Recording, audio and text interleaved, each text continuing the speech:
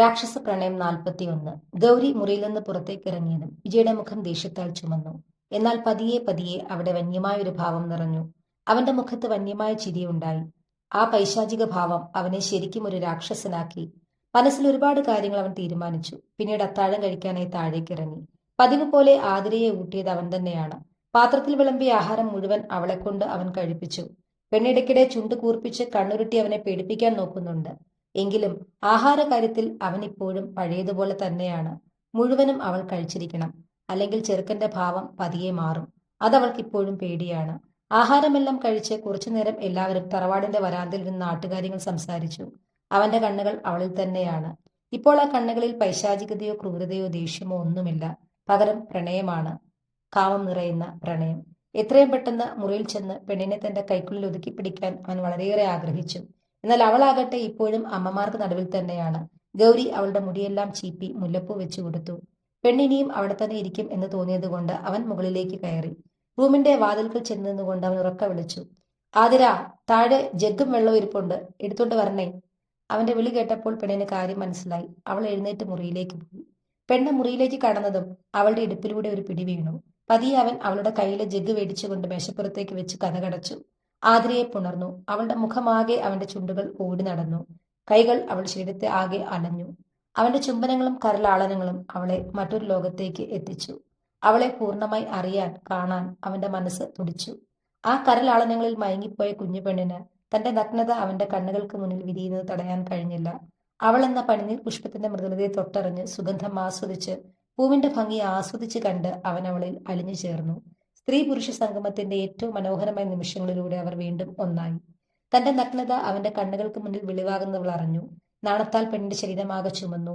എങ്കിലും അവനെ എതിർക്കാൻ അവൾക്കായില്ല. കുഞ്ഞിപ്പെണ്ണിന്റെ നാണം എന്ന വികാരത്തെ തനിക്ക് മുന്നിൽ ഇല്ലാതാക്കണം. ആ ചിന്തയോടെ അവന്റെ കണ്ണുകളും കൈകളും ആ കുഞ്ഞുമേനി ആകെ ഓടി നടന്നു. എത്ര ചുംബിച്ചിട്ടും തലോടിയിട്ടും മതി വരാത്ത പോലെ. പിറ്റേന്ന് നേരം വെളുത്തതും അവനാണ് ആദ്യം എഴുന്നേറ്റത്. കാരണം അവൾ അത്രയേറെ തളർന്നിരുന്നു. അവളെ ചേർത്ത് പിടിക്കുന്ന നിമിഷങ്ങളിൽ ചിലപ്പോഴെങ്കിലും അവന്റെ വന്യത മറനീക്കി പുറത്തു വരുന്നുണ്ട്. ആതിരമോളെ, എഴുന്നേൽക്ക്, നേരം ഒരുപാടായി. അവൻ അവളെ വിളിച്ചുണർത്തി. ക്ലോക്കിലേക്ക് നോക്കിയതും അവൾ ആകെ ഞെട്ടി. ഇത്രയും സമയമായോ? പെട്ടെന്ന് തന്നെ അവൾ അലമാര തുറന്നിട്ട് മറൽ ഡ്രസ് എടുത്തുകൊണ്ട് കുളിക്കാൻ കയറി. ദേഹത്ത് വെള്ളം വീഴുമ്പോൾ ചിലയിടങ്ങളിൽ ചെറുതായി നീറ്റലുള്ളതുപോലെ അവൾക്ക് തോന്നി. കുളിച്ച് വസ്ത്രം മാറി തിരികെ മുറിയിൽ വന്നപ്പോഴേക്കും അവനും റെഡിയായിരുന്നു. പെണ്ണവനെ കൂർപ്പിച്ചൊന്ന് നോക്കി. ആ നോട്ടത്തിൽ ചെറിയൊരു വശപ്പിശക് അവന് തോന്നി. എന്താണ് എന്റെ കുഞ്ഞു ഭാര്യയ്ക്ക് മുഖത്തിനൊരു തെളിച്ചം കുറവ്? ക്ഷീണമുണ്ട്, അതൊക്കെ. പക്ഷെ അങ്ങനല്ലല്ലോ, മറ്റെന്തോ പ്രശ്നമുണ്ടല്ലോ. അവൻ അവളോട് ഒരു കളി പോലെ ചോദിച്ചു. അവന്റെ ചോദ്യവും ചിരിയും കണ്ടപ്പോൾ പെണ്ണിന് ദേഷ്യം കൂടി. ഇന്നലെ രാത്രി എന്താ ചെയ്തു വെച്ചത്? എന്റെ കവിളിൽ കടിച്ച സ്ഥലത്ത് എനിക്ക് വേദനിക്കുന്നുണ്ട്. പെണ്ണൊരൽപ്പം പിണക്കത്തോടെ തന്നെ പറഞ്ഞു. അവളുടെ ആ ഭാവവും കണ്ണുരുട്ടലും ചുണ്ടുകൂർപ്പിക്കലും കണ്ടപ്പോൾ അവൻ അറിയാതെ ചിരിച്ചുപോയി. ആഹാ, ഇത് കൊള്ളാമല്ലോ. ഇന്നലെ പക്ഷേ ഞാൻ കവിളിലും വേറെ ചിലയിടത്തുമൊക്കെ കടിച്ചപ്പോൾ വേറെന്തൊക്കെയോ ആയിരുന്നല്ലോ പറഞ്ഞത്.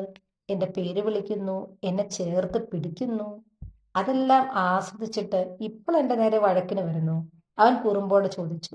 ആ ചോദ്യവും നോട്ടവും കൂടി ആയപ്പോൾ അവൾക്ക് ആകെ നാണം വന്നു. പതിയെ അവളും ചിരിച്ചുപോയി. അവൻ അവൾക്കരികിലായി വന്നിരുന്നു. കവിളിൽ കാണുന്ന ചെറിയ ചുമന്ന പാടിൽ ഉമ്മ വെച്ചു. കഴുത്തിലെ ചുമന്ന പാടിലും അവന്റെ ചുണ്ടുകൾ പതിഞ്ഞു. അപ്പോഴേക്കും പെണ്ണവനെ തള്ളി മാറ്റിക്കൊണ്ട് താഴേക്ക് ഓടിയിരുന്നു. അയ്യോ, എല്ലായിടത്തും ഞാൻ മരുന്ന് വെച്ചിട്ടില്ല, ഇനിയും കുറച്ചു ഭാഗത്തൂടി വെക്കാനുണ്ട്. പുറകിൽ നിന്ന് അവൻ പറയുന്നത് കേട്ടതും തിരിഞ്ഞു നോക്കാതെ അവൾ താഴേക്ക് ഓടി.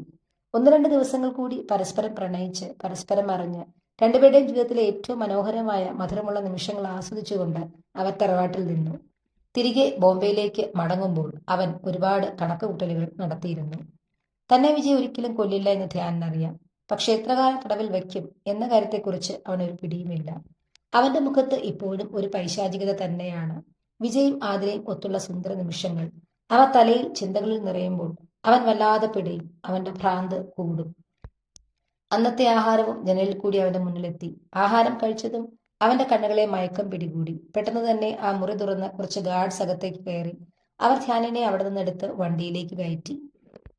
അമ്മമാരും അച്ഛന്മാരും ബംഗ്ലാവിലേക്ക് മടങ്ങിയെങ്കിലും ആതിരയും വിജയും നേരെ ഫ്ളാറ്റിലേക്കാണ് പോയത്.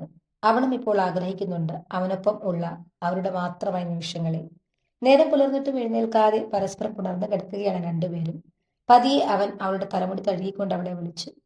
ആതിര മോളെ, മോള് ഈ ചേട്ടൻ പറയുന്നത് ശ്രദ്ധിച്ച് കേൾക്കണം.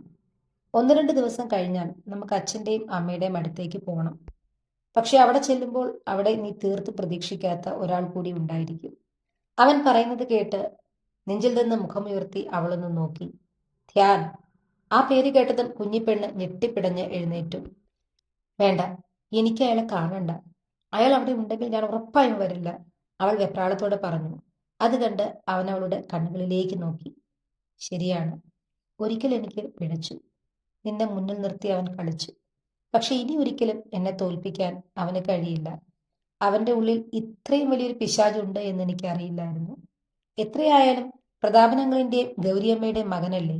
ആ ഒരു ഗുണം അവനിൽ കാണുമെന്ന് എനിക്ക് തോന്നി. ഇനി ഒരു കാരണവശാലും അവനെ ജയിക്കാൻ ഞാൻ അനുവദിക്കില്ല. ഈ രാക്ഷസന്റെ കുഞ്ഞിപ്പെണ്ണിന് എന്നെ വിശ്വാസമുണ്ടെങ്കിൽ എൻ്റെ ഒപ്പം വരണം. നിന്റെ ഒരു രോമത്തിൽ പോലും അവൻ തൊടില്ല. നിനക്ക് നിന്റെ ഈ രാക്ഷസൻ തരുന്ന വാക്കാണ്. പിന്നെ ഞാൻ അവനെ നിന്റെ കൺമുന്നിൽ കൊണ്ടുവരുന്നത് നിന്നെ അവൻ ഒരുപാട് വേദനിപ്പിച്ചില്ലേ, സങ്കടപ്പെടുത്തിയില്ലേ? ആ അവനെ വേദനിപ്പിക്കുന്നത്, അവൻ പിടയുന്നത് നിന്നെ കാണിക്കണം. അതെന്റെ ഒരു വാശിയാണ്. ശക്തിയായ തലവേദനയോട് കൂടിയാണ് താൻ കണ്ണു തുറന്നത്. കുറച്ചു നിമിഷങ്ങൾ വേണ്ടി വന്നു താനിപ്പോൾ എവിടെയാണെന്ന് അവന് മനസ്സിലാക്കാൻ. വിജയുടെ ബംഗ്ലാവിലാണ്. ആ ബംഗ്ലാവിലെ തന്റെ മുറിയിൽ. മാസങ്ങൾക്ക് ശേഷം ശുദ്ധവായു ശ്വസിച്ച് പതുപതുത്ത മെത്തയിൽ കിടക്കുന്നതറിഞ്ഞപ്പോൾ അവന്റെ മനസ്സൊന്ന് കുളിർത്തു. മുഖത്ത് പുച്ഛം കലർന്ന ഒരു ചിരി വിരിഞ്ഞു. വിജയ് തന്നെ കൊല്ലുമെന്നാണ് ആദ്യം കരുതിയത്. എന്നാൽ അവൻ ഇമോഷണൽ ഫൂൾ തന്നെയാണ്. വീണ്ടും എനിക്ക് ജീവൻ തിരികെ നൽകിയിരിക്കുന്നു. പക്ഷെ സൂക്ഷിക്കണം, മുൻപത്തെ പോലെയല്ല. എന്റെ യഥാർത്ഥ സ്വഭാവം മിക്കവാറും എല്ലാവരും അറിഞ്ഞു കാണും, ഒരുപക്ഷെ അമ്മ ഒഴികെ. അതുകൊണ്ട് അവരെല്ലാവരും തന്നെ ഇപ്പോൾ ശത്രുപക്ഷത്താണ്. സ്വന്തം അച്ഛൻ പോലും അവർക്കൊപ്പമായിരിക്കും. ഇല്ല, എനിക്കതൊന്നും പ്രശ്നമല്ല. അവരെ നോക്കാനോ അവരോട് സംസാരിക്കാനോ ഒന്നിനും എനിക്കൊരു ചമ്മലുമില്ല. കാരണം എന്റെ ലക്ഷ്യം അത് നേടണം. അതിനുവേണ്ടി ആരുടെ കാല് പിടിക്കാനും താഴാനും മടിയില്ല. അവൻ അവനെ തന്നെ ഓർമ്മപ്പെടുത്തി. ഒന്ന് വാഷ്റൂമിൽ കയറി കുളിച്ചു. ഒത്തിരി ആശ്വാസം തോന്നി. മുഷിഞ്ഞ വേഷമെല്ലാം മാറ്റി പുതിയവ ധരിച്ചുകൊണ്ട് ഹാളിലേക്ക് ഇറങ്ങി. സമയം ഏതാണ്ട് രാവിലെ 8 മണിയായി. ഹാളിലെ ഡൈനിങ് ടേബിളിൽ എല്ലാവരും ഉണ്ട്. ബ്രേക്ക്ഫാസ്റ്റ് കഴിക്കാനായി യാതൊരു ചമ്മലുമില്ലാതെ ധ്യാനം ചെന്നു.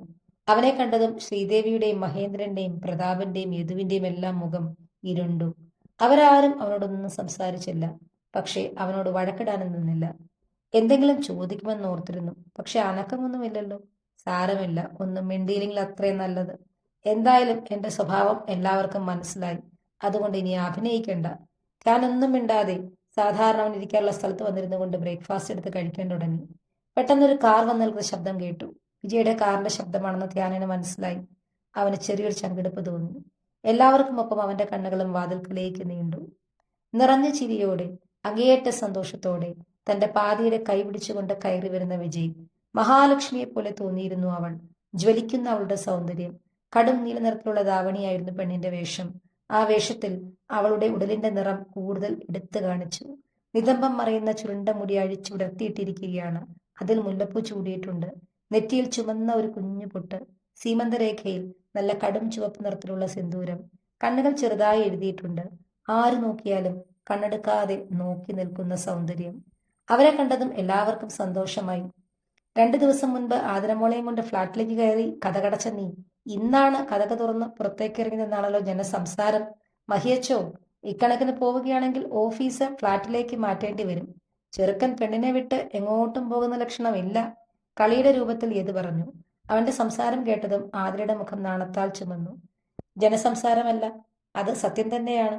കുറച്ചു മാസങ്ങൾ ഞങ്ങൾക്ക് നഷ്ടപ്പെട്ടു പോയില്ലേ, അതെല്ലാം ഒന്ന് കോമ്പൻസേറ്റ് ചെയ്തെടുക്കണ്ടേ, അല്ലേ കുഞ്ഞിപ്പെണ്ണെ? അവൻ അവളെ തോളിലൂടെ കൈയിട്ട് തന്നോട് ചേർത്ത് പിടിച്ചുകൊണ്ട് ചോദിച്ചു.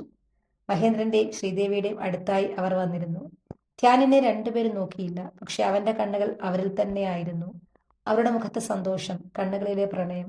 അവളെ തന്നോട് ചേർത്ത് പിടിച്ചിരുന്ന വിജയ്, അവനോട് ചേർന്ന് നിൽക്കുന്ന ആതിര.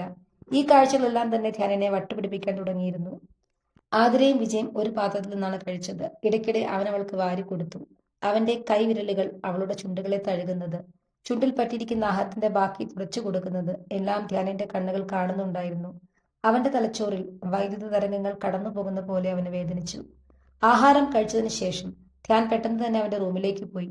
ബാക്കിയുള്ളവരെല്ലാം താഴെ ഹാളിലിരുന്നു. ഈ സമയം വിജയ് ആതിരയുടെ കൈ പിടിച്ചുകൊണ്ട് പുറത്തേക്ക് ഇറങ്ങി.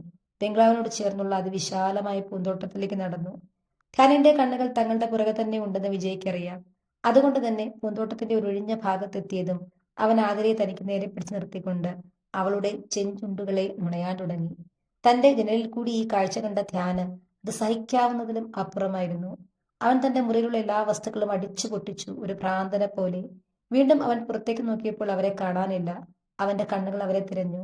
ഒടുവിൽ അവൻ കണ്ടു, പതിയെ ഹാളിലേക്ക് കയറി അച്ഛനമ്മമാരുടെ കണ്ണിൽപ്പെടാതെ സ്റ്റെയർകേസ് കയറി വിജയുടെ മുറിയിലേക്ക് കയറുന്നവരെ. രണ്ടുപേരുടെയും കണ്ണുകളിലെ പ്രണയവും കാമവും. അവന്റെ കണ്ണുകൾക്ക് മുൻപിൽ ആ വാതിലടഞ്ഞു. ആ മുറിയിൽ ഇപ്പോൾ അവനവളെ ചുംബിക്കുകയായിരിക്കാം.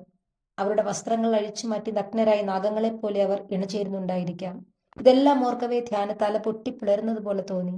ഇനിയും അവിടെ നിന്ന് ഈ കാഴ്ചകൾ കാണാൻ അവന് കഴിയുമായിരുന്നില്ല. വർദ്ധിച്ച ദേഷ്യത്തോടെ പെട്ടെന്ന് തന്നെ ഒരുങ്ങിയിറങ്ങി അവൻ വണ്ടിയും എടുത്തുകൊണ്ട് ആ വീട്ടിൽ നിന്ന് പുറത്തേക്ക് പാഞ്ഞു. ഇതെല്ലാം കണ്ട് മഹിയുടെയും മറ്റുള്ളവരുടെയും മുഖത്ത് പുച്ഛത്തിലുള്ള ചിരി വിരിഞ്ഞു. നേരെ അവൻ അവരുടെ ഓഫീസിലേക്കാണ് പോയത്. തന്റെ കാർ പാർക്കിങ്ങിൽ നിർത്തിയ ഉടൻ തന്നെ വളരെ വേഗത്തിൽ അവൻ നടന്ന് തന്റെ ക്യാബിനിലേക്ക് കയറി. മനസ്സ് ആകെ കലുഷിതമായതിനാൽ ക്യാബിന്റെ പുറത്തിരുന്ന നെയിം ബോർഡ് അവൻ വായിച്ചില്ല. എന്നാൽ അകത്തേക്ക് കയറിയതും അവന്റെ മുഖമൊന്ന് ചുളുങ്ങി. തന്റെ ക്യാബിനിൽ തന്റെ കസേരയിൽ ആരോ ഇരിക്കുന്നു. കസേര അല്പം പുറകോട്ട് ചരിഞ്ഞിരിക്കുന്നതിനാൽ മുഖം വ്യക്തമല്ല. വർദ്ധിച്ച ദേഷ്യത്തിൽ ധ്യാൻ മേശപ്പുറത്ത് ശക്തിയായി അടിച്ചു. Who the hell are you? അവൻ അലറി. പതിയെ കസേര അവന്റെ നേർക്ക് തിരിഞ്ഞു. അതിലിരിക്കുന്ന ആളെ കണ്ടതും ധ്യാനിന്റെ മുഖം ദേഷ്യത്താൽ ചുമന്നു. അത് മണിയായിരുന്നു, വിജയുടെ ബോഡി ഗാർഡ്സിന്റെ തലവൻ. ജീവിതത്തിലെ ഏറ്റവും ആപത്ഘട്ടത്തിൽ തന്നെ രക്ഷിച്ച മണിക്ക് വിജയുടെ സമ്മാനമായിരുന്നു അവരുടെ ബിസിനസ്സിലെ ഒരു പ്രധാന പദവി. അതിനോട് ആ വീട്ടിലുള്ള എല്ലാവരും യോജിക്കുകയും ചെയ്തിരുന്നു. താൻ ഇവിടെ കിടന്നിങ്ങനെ അലറണ്ട. 4-5 മാസം വനവാസത്തിലല്ലായിരുന്നു. അപ്പോൾ ഞങ്ങൾ കുറച്ച് മാറ്റങ്ങളൊക്കെ വരുത്തി. ഇപ്പോൾ ഈ ക്യാബിനിൽ ഈ കസേരയിൽ ഞാനാണ്. പക്ഷെ താൻ വിഷമിക്കേണ്ട കേട്ടോ. താഴെ നമ്മുടെ ഓഫീസിലെ അക്കൗണ്ട് സെക്ഷനിൽ ഇപ്പോൾ 8 പേര് വർക്ക് ചെയ്യുന്നുണ്ട്. അവിടെ 9ാമത്തെ ആളിന്റെ ഒരു ഒഴിവുണ്ട്. തനിക്ക് വേണമെങ്കിൽ അവിടെ ചെന്ന് അവരോടൊപ്പം പിന്നെ ജോലി ചെയ്യാം. ഒരു 50,000 രൂപ ശമ്പളമായി തനിക്ക് കിട്ടുകയും ചെയ്യും. ധ്യാനിനെ നോക്കി പുച്ഛത്തോടെ മണി പറഞ്ഞു. ധ്യാനിന് അവന്റെ എല്ലാ നിയന്ത്രണങ്ങളും നഷ്ടമായിരുന്നു. അവൻ പാഞ്ഞു ചെന്ന് മണിയുടെ കൊളറിൽ കുത്തിപ്പിടിച്ചുകൊണ്ട് അവനെ തള്ളാൻ ശ്രമിച്ചു. പക്ഷെ പെട്ടെന്ന് തന്നെ അവന് തന്റെ തലയിൽ തേനീച്ച മുരളുന്നത് പോലെ ഒരു ശബ്ദം കേട്ടു. അതെ, മണിയുടെ കൈ ശക്തിയിൽ അവന്റെ കവളിൽ പതിഞ്ഞതാണ്. നിമിഷങ്ങൾ വേണ്ടി വന്നു ധ്യാനിന് കണ്ണിലിരുട്ടൊന്നു മാറാൻ. തല ഒന്ന് നിവർത്തിപ്പിടിച്ച് മണിയെ നോക്കിയതും അടുത്ത കവളിലും കിട്ടിയ അതുപോലെ. തൽക്കാലം ഇതുകൊണ്ട് ഞാൻ നിർത്തുന്നു. ഇതിൽ കൂടുതൽ ഇന്നത്തെ ദിവസം നീ താങ്ങില്ല. സാരമില്ല, ഇവിടെ തന്നെ ഉണ്ടല്ലോ, ഇടയ്ക്കിടയ്ക്ക് ഞാൻ തന്നോളാം. ധ്യാനിനെ നോക്കി പറഞ്ഞുകൊണ്ട് മണി തിരികെ അവന്റെ കസേരയിലേക്ക് ചെന്നിരുന്നു. ഇനിയും അവിടെ നിന്നിട്ട് പ്രത്യേകിച്ച് കാര്യമൊന്നുമില്ലെന്ന് തോന്നിയതുകൊണ്ട് ദേഷ്യത്തോടെ ആ ഡോർ വലിച്ചു തുറന്നുകൊണ്ട് അവൻ പുറത്തേക്ക് ഓടിയിറങ്ങി. തന്റെ കാറിൽ കയറി എങ്ങോട്ട് പോകും എന്ന് അവൻ ചിന്തിച്ചു. ഇനി ഓരാൻ ഒരിടമേ ഉള്ളൂ, അമ്മയുടെ അടുത്തേക്ക്. വേഗം തന്നെ വണ്ടി അവരുടെ വീട്ടിലേക്ക് പായിച്ചു. ഗേറ്റ് തുറന്ന് അകത്ത് കയറി കോളിംഗ് ബെൽ അടിച്ചു. നിമിഷങ്ങൾ എടുത്തു വാതിൽ തുറക്കാൻ. എന്നാൽ വാതിൽ തുറന്ന് തന്റെ മുന്നിൽ നിൽക്കുന്ന ആളെ കണ്ടതും അവനൊന്ന് ഞെട്ടി. തുടരും.